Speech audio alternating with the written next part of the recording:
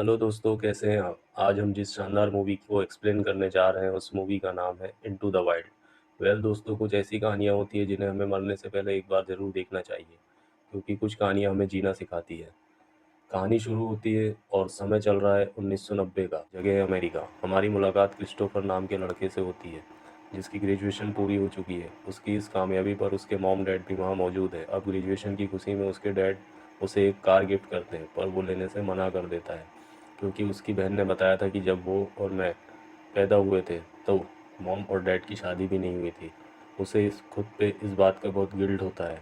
अब देर रात तक क्रिस सोचते रहता है कि उसे वो चीज़ शुरू करना चाहिए जो उसने बचपन से सोच रखी थी, और जिसके बाद उसके अंदर से आवाज़ आती है कि हाँ, अब वो समय आ चुका है।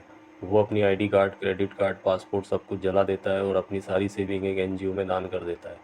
और अगले दिन सूरज निकलने से पहले वो अपनी नई ज़िंदगी जीने के लिए निकल जाता है। यहाँ से शुरू होता है चैप्टर 1। वो अपनी कार लेके इलाके की तरफ बढ़ने लगता है, पर कुछ देर में अंधेरा हो जाता है और वो वहीं रुककर आराम करने लगता है। लेकिन जब सुबह हो गई थी तो उस जगह पर बाढ़ आ गई थी। उसकी वजह से कार ज़मीन में धंस जाती है और उसे मजबूरन कार को छोड़ना पड़ता है।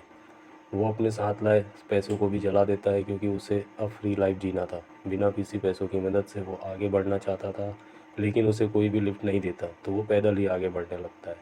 फिर रुक कर वो फ्रेश होता है। उसने अपना नाम अब चेंज करके क्रिस एलेक्जेंडर रख दिया था। यहाँ से वो सीधा जंगल के अंदर घुस जाता है, जहाँ पे उसके पास स्ट्रेचर था। कोई कार का शोर नहीं था, ना ही लोग थे। हर तरफ शांति ही शांति थी। वो कुछ दिन जंगल में गुजारता है और अपने अंदर के इंसान को पहचानने की कोशिश करता है, जिसके बाद वो आगे का सफ़र तय करता है। वहाँ से रोड की तरफ आता है, जहाँ पर उसे जिन और एलेक्स नाम के एक कपल मिलते हैं जो उसकी तरह एक मुसाफिर थे। वो दोनों क्रिस को लिफ्ट दे देते हैं और कुछ दिनों तक वो अपने साथ ही रखते हैं। उसे भी उन दोनों का साथ बहुत ही अच्छा लगने लगता है। क्रिस उन दोनों को हमेशा साथ देखना पसंद करता था, और यही वजह थी कि उसने कुछ ही दिनों में दोनों की नाराज़गी को दूर कर दिया था, जिससे वो दोनों एक बार फिर से साथ हो जाते हैं। अब उसके जाने के बाद जिन को बहुत ही बुरा लगता है, वो इमोशनल हो जाती है, क्योंकि वो उसे अपने बेटे की याद दिलाता था। लेकिन क्रिस को अब अपनी अगली मंजिल के लिए निकलना होगा। उसे अपना सपना पूरा करना है, पर वो क्या है ये आपको थोड़ी देर में पता चल जाएगा। यहाँ से शुरू होता है चैप्टर 2। उसका ऐसा मानना है कि लोग अपनी फैमिली से दूर होकर भी रह सकते हैं, जैसे कि वो कर रहा है। उसे बस नेचर के पास में ही रहना है। अब चलते चलते उसकी मुलाकात वैन नाम के आदमी से होती है, जो एक हार्वेस्टिंग कंपनी चलाता था। अब क्रिश को उसका काम बहुत पसंद आता है, इसलिए वो वहीं रुकने का डिसाइड करता है। वो काम उसके लेवल का तो नहीं था, लेकिन वो खुद को पुश करता है, क्योंकि कोई काम छोटा या बड़ा नहीं होता, लोग उसे छोटा बना देते हैं। और वो वैन के साथ रहने लगता है और उसे अपनी जर्नी के बारे में बताता है कि उसका एक सपना है कि वो अलास्का में जाकर ही रहे, खाए पिए। तो इस सपने को पूरा करने के लिए वो महीनों से चल रहा है, लेकिन जब वो वहाँ पहुँचेगा तो उसे उसके लिए एक बंदूक भी चाहिए। क्या तुम मुझे ये बंदूक दे सकते हो? तो पहले वैन सोचता है कि ये आदमी सच में पागल है, पर उसके जज्बे को देखकर वो हार मान जाता है और उससे वादा करता है कि जब तुम वहाँ से जाओगे तब मैं बंदूक तुम्हें ज़रूर दूंगा। कुछ दिन के बाद वो अपना वादा पूरा करता है। तभी एक दिन वैन को पकड़ने पुलिस आ जाती है, क्योंकि उसने पायरेसी रूल तोड़े थे।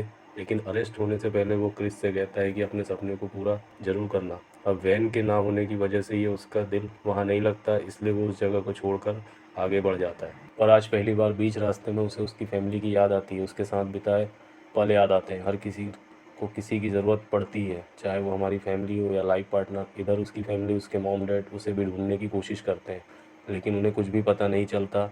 हम यहाँ क्रिश को देखते हैं, जो अपनी मंजिल से भटकना नहीं चाहता था, इसलिए वो उन सारी चीज़ों को पुल के नीचे दफना देता है, उनकी यादों को, जिसे देखकर वो अपनी फैमिली को मिस करता था। अब यह अलास्का पहुँचने के लिए उसे कोलोराडो नाम की रिवर को पार करना होगा, जो कि बहुत ही खतरनाक होती है, पर उसे पार तो करना ही होगा। इसलिए वो पुलिस से परमिशन मांगने जाता है और उसे वहाँ राफ्टिंग करनी है। वो कहते हैं कि अभी नदी बहुत तेज़ है और तुम्हें कोई एक्सपीरियंस भी नहीं है। तो क्रिस पूछता है कि ठीक है, मैं कितने दिनों में राफ्टिंग कर सकता हूँ? तब ऑफिसर बोलता है कि करीब 12 साल। पुलिस वाला अपनी धुन में लगा हुआ था, जिस वजह से वो ज़्यादा गौर नहीं करता, और क्रिस झूठ बोल देता है और आगे बढ़ने के लिए वो बिना परमिशन के ही रिवर को पार करने की सोचता है। पर ये जितना सोचा था उससे कहीं ज़्यादा मुश्किल था। लहरें बहुत ही तेज़ होती है, पर वो जैसे तैसे करके उसे पार कर लेता है। और यहाँ होती है उसकी एक और कपल से मुलाकात, जो बहुत ही बिंदास टाइप की होती है और मज़े कर रही होती है। अब वो उन्हें बताता है कि उसे अलास्का जाना है, या वो उसे बता सकती है कि रास्ता कैसा है। वो कपल उसे बताते हैं कि अगर तुम चल कर जाओगे तो तुम्हें बहुत टाइम लगेगा, लेकिन अगर तुम इस नदी के सहारे जाओगे तो तुम जल्दी पहुंच जाओगे। पर इससे पहले कि वो कुछ और पूछता, वहाँ पुलिस आ जाती है और उसे ढूंढ लेती है। लेकिन क्रिस उनसे छुपकर वहाँ से निकल जाता है और सीधा रोड पे आ जाता है, जिसके बाद वो एक जगह रुककर अपने घर वालों को फ़ोन लगाने की सोचता है। लेकिन तभी उसकी नज़र सामने एक आदमी पर पड़ती है जिसकी वाइफ उसे छोड़कर चली गई थी। अब वो उससे माफ़ी मांग रहा था और उससे कहता है कि हनी मुझे एक और चांस दो। ये सुनकर क्रिस अपना माइंड चेंज कर देता है और वहाँ से निकल जाता है। अब उसे फिर से नदी के सहारे आगे बढ़ना है। पर यहाँ उसके लिए एक मुसीबत और बढ़ जाती है। यूएस के बॉर्डर क्रॉस करते समय उसे पकड़ लिया जाता है और एक दिन उसे जेल में भी रहना पड़ता है। अब ऑफिसर का कहना था कि बिना आइडेंटिफिकेशन के वो बॉर्डर क्रॉस नहीं कर सकता। यहाँ क्रिस सोचता है कि अगर वो पैदल जाएगा तो फिर से पकड़ा जाएगा, इसलिए वो इस बार ट्रेन का सहारा लेता है और फिर वो एक ट्रेन पर चढ़ जाता है जो उसे सुबह तक मेक्सिको शहर छोड़ देती है। अब वो जंगल पहाड़ होते हुए एक खचाखच भरे हुए शहर में था। यहाँ उसे एक एनजीओ भी मिलता है जो लोगों की मदद करते हैं। अब वो क्रिस की भी मदद करते हैं, उसे एक रूम देते हैं, रहने के लिए खाना भी देते हैं। क्रिस देखता है कि शहर में तो लोग भाग रहे हैं पैसों के लिए, कोई जॉब के लिए, कोई किसी को इम्प्रेस करने के लिए, कोई अपनी पावर दिखाने के लिए, लोग भाग रहे हैं। वहाँ उसे घुटन होने लगती है। इस वजह से उसी रात को वहाँ से निकल जाता है, उसी ट्रेन में वापस बैठ जाता है। अब यहाँ से शुरू होता है चैप्टर 3। यहाँ दोस्तों क्रिश को पुलिस वाले पकड़ लेते हैं इलीगल तरीके से ट्रेन में सफ़र करने के लिए और उसे बुरी तरीके से मारते हैं। फिर वो उसे एक ट्रक में छोड़ देते हैं, जिसके बाद वो ट्रेन में बैठने का सपना भी छोड़ देता है। अब उसके पास पुराने तरीके को ही आजमाने का ऑप्शन बाकी था और वो वैसे ही आगे बढ़ता रहा और वो पूरे दिन शहर में घूमता रहता है। पर कुछ दिनों बाद उसे वो शहर छोड़ देना पड़ता है और वो कैलिफोर्निया पहुंच जाता है। उसे एक बार फिर से जिन और एलेक्स मिलते हैं जो उसे देखकर बहुत खुश हो जाते हैं। फिर सभी लोग एक साथ टाइम स्पेंड करते हैं। उनके साथ उसे एक लड़की भी मिलती है जिसका नाम ट्रेसी होता है। वो धीरे धीरे क्रिस को लाइक करने लगती है। वो दोनों भी कई जगह को एक्सप्लोर करते हैं। ट्रेसी भी क्रिस को बहुत ज़्यादा पसंद करने लगती है, उसके साथ इंटीमेट होना चाहती है, लेकिन क्रिस उसकी तरफ ज़्यादा ध्यान नहीं देता। लेकिन क्रिस उससे उसकी एज पूछता है, वो कहती है 18, लेकिन उसने झूठ बोल दिया था, वो सिर्फ 16 साल की थी। तो क्रिस समझ जाता है। वैसे भी क्रिस को अपना सपना पूरा करना था। यहाँ क्रिस और जेनी बहुत ही अच्छी दोस्त बन जाते हैं। जेनी को क्रिस में अपना बेटा दिखता था जो 2 सालों से उससे नहीं मिली थी और वो सब साथ में डिनर करते हैं। अगले दिन क्रिस फिर से अपनी मंजिल के लिए निकल जाता है। सभी को छोड़कर उसे जाते हुए देखकर ट्रेस भी बहुत उदास हो जाती है क्योंकि वो उसे सच में प्यार करने लगी थी। पर क्रिस यहाँ रुक नहीं सकता था। उसे चलते हुए करीब 15 महीना हो चुके थे। वो 15 महीनों से चलते जा रहा था, नए लोगों से मिलते जा रहा था, लेकिन उसके इरादे को देखकर कहीं से कहीं तक नहीं लगता कि उसे वापस घर जाना है। क्रिश अब कैलिफोर्निया के एक पहाड़ में कैंप लगाता है और कुछ दिन वहीं रेस्ट करने की सोचता है। पर एक दिन उसकी मुलाकात एक रिटायर ऑफिसर रॉन से होती है। अब यहाँ उन दोनों की काफ़ी बनती है क्योंकि वो एक दिन की तरह एकदम से बिंदास। रॉन उसे अपने साथ वहाँ से काफ़ी फेमस जगहों पे ले जाता है। दोनों साथ में बहुत टाइम स्पेंड करते हैं। रॉन क्रिस से पूछता है कि तुम्हारी एज क्या है। क्रिस बोलता है 23। तब उसे शौक लगता है और वो कहता है तुम्हें अपनी एजुकेशन कंप्लीट करनी चाहिए, तुम्हें कोई जॉब करनी चाहिए, तुम्हें अपने फ्यूचर पे ध्यान देना चाहिए। क्रिश कहता है कि मुझे लगता है कि करियर 20वीं सेंचुरी का इन्वेंशन है और मुझे वो नहीं चाहिए। मेरे पास कॉलेज डिग्री है, आपको चिंता करने की ज़रूरत नहीं है। अब रॉन उसका नेचर काफ़ी अच्छा लगने लगता है, उसकी स्पिरिट काफ़ी पसंद आती है, इसलिए वो उसे अपने घर ले जाता है, बात करता है, अपनी बीवी के बारे में बताता है और कहता है कि बहुत समय पहले उसकी डेथ हो चुकी है और उसका बेटा एक कार एक्सीडेंट में मारा गया और वो अब यहीं रहता है और यहाँ एक छोटी सी लेदर शॉप चलाता है। अब यहाँ क्रिस कोर्स के काम में इंटरेस्ट आने लगता है, इसलिए वो उसका काम सीखता है। एक दिन वो ऐसे ही बेल्ट बना जिसमें वो अपनी पूरी जर्नी को मेंशन करता है कि वो कैसे आगे बढ़ा, उसने क्या क्या किया। ये करते करते उसको 2 महीने बीत जाते हैं, लेकिन अब उसे यहाँ से निकलना है अलास्का के लिए, क्योंकि कुछ ही दिनों में मौसम ख़राब होने की संभावना है।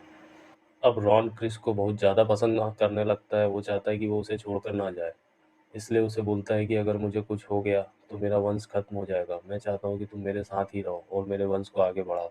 एक तरीके से वो उसे अडॉप्ट करना चाहता था, लेकिन क्रिस बोलता है कि मैं अभी इन चीज़ों के बारे में आपको नहीं बता पाऊँगा, लेकिन जिस दिन मैं अलास्का से वापस आऊँगा उस दिन हम इस बारे में ज़रूर बात करेंगे। हमें इस पूरी कहानी में एक बात ज़रूर सीखने को मिलती है कि इज्जत करना है, किसी के साथ रहने का तरीका आना चाहिए जिसकी बदौलत आप किसी का भी दिल जीत सकते हैं। जैसा कि क्रिश कर रहा था, सब लोग उसके साथ रहना चाहते थे, पर क्रिश को तो अलास्का जाना था, इसलिए वो अलास्का के लिए निकल जाता है। एक कार वाला उसे वहाँ तक ड्रॉप कर देता है, पर वो देखता है कि क्रिस के जूते ख़राब हो गए हैं, उसके पास जूते भी नहीं हैं, तो वो अपने जूते उसे गिफ्ट के तौर पर दे देता है, जिसे लेकर क्रिश निकल जाता है। अपने सपने को पूरा करने के लिए। पर क्या ये इतना आसान होगा? क्योंकि ये दुनिया की सबसे खतरनाक जगहों में से एक है। क्रिश यहाँ पे अपने साथ खाने पीने का कुछ सामान भी लाया था। उसके पास कुछ बुक्स भी थी जो वो एक पेड़ पर अपनी टोपी निशानी के तौर पर लगा देता है, क्योंकि उसके रास्ते में एक नदी थी जिससे उसे नदी पार करना था। पर जब वो वापस आएगा तो उसे रास्ता याद रहेगा। अब क्रिश उस नदी को पार करता है, उसके साइड में ही एक कैंप लगा देता है और बड़े मज़े से ही इस पल को जीने लगता है, जिसमें वो किताबें पढ़ता है, शिकार करता है, उसे पकाता है, खाता है, और दिन कैसे निकल रहे थे उसे पता ही नहीं चल रहा था। पर यहीं से उसकी असली कहानी शुरू होती थी, क्योंकि धीरे धीरे उसका खाना अब खत्म होने लगता है। लेकिन दोस्तों, वो कहते हैं ना कि ऊपर वाला भी अच्छे लोगों के साथ अच्छा ही करता है। चलते चलते उसे एक दिन एक बस दिखाई देती है। उसे लगता है कि शायद उसमें कोई होगा। आसपास वो देखता है कि उस बस में कोई भी नहीं था।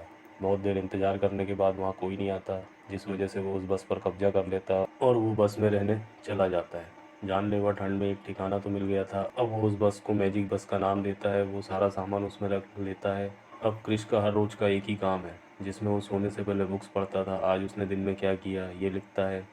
कितने दिन बाद उसे घर जाना है ये भी लिखता है। यहाँ पर देखते ही देखते समय बीतने लगता है और क्रिश का वज़न अब कम होने लगता है, जिसकी वजह से उसे हर महीने अपने बेल्ट में एक नया होल बनाना पड़ता था।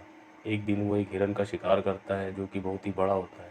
क्रिश बहुत खुश होता है कि उसका मांस खाकर अब वो कई दिनों तक सर्वाइव कर पाएगा और उसे स्टोर करके रखने की सोचता है।